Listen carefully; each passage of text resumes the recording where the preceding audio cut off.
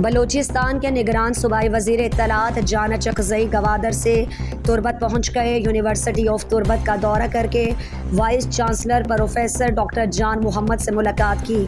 इस मौके पर commissioner Makran Saeed Ahmed Imrani, deputy commissioner Kech Hussain Jan Baloch, PDMA के डिप्टी डायरेक्टर रेहान दश्ती उनके हमरा थे।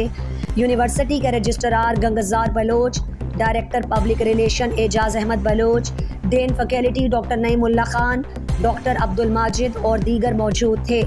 इस मौके पर गुफ्तगू में निगरान सूबाई वज़ीर इत्तलात जाना चकज़ई ने कहा, ज़िला कीच में तालीम का तनासुब बलोचिस्तान के दीगर इलाकों से ज़्यादा है और मुझे उम्मीद है कि यहाँ के तलबा तालीम हासिल करने के बाद दुनिया के कोई कोने में मुल्क का नाम रोशन करेंगे।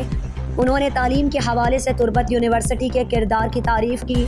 निगरान सूबाई वज़ीर इत्तलात ने यूनिवर्सिटी तलबा और तालिबात के साथ एक इंटरेक्टिव नशस्त में भी शिरकत की।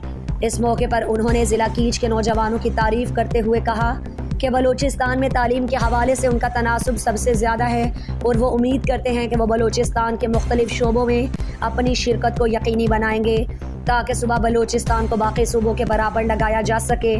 इस वक्त आलमी मार्केट में डिजिटल शोबे में 7 करोड़ अफराद के रोज़गार दस्तयाब हैं और आप अपने डिजिटल स्किल्स को बरूए कार लाकर इस शोबे से अच्छी तरह मुस्तफ़ीद हो सकते हैं।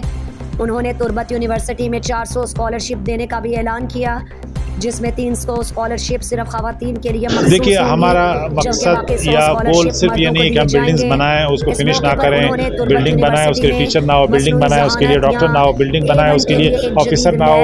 हमारी प्रायोरिटी ये नहीं है। हमारे पास 30 अरब रुपए हैं, उसको हमने हेल्थ, एजुकेशन और पानी में लगाने हैं पूरे बलूचिस्तान में। उसके लिए जहाँ पे ड्रास्टिक नीड्स हैं उसकी मैपिंग की गई है ताकि उसमें कोई पॉलिटिकल इन्फ्लुएंस ना हो, कोई ये ना हो कि कोई कहे कि मेरे इलाके में आप 5 अरब लगाओ, बाकी इलाके बेशक पानी से मरें, लेकिन ये ना हो। हमने इक्वली एक बजट बनाया, उसको हम लेके चल रहे हैं। इन 3 एरियाज़ में हमने बाकी फंड्स भी डाइवर्ट किए, हत्ता कि जो कोयटा में सेफ सिटी प्रोजेक्ट है या गवादर में सेफ सिटी प्रोजेक्ट है, उनकी फंडिंग भी हमने डाइवर्ट की है।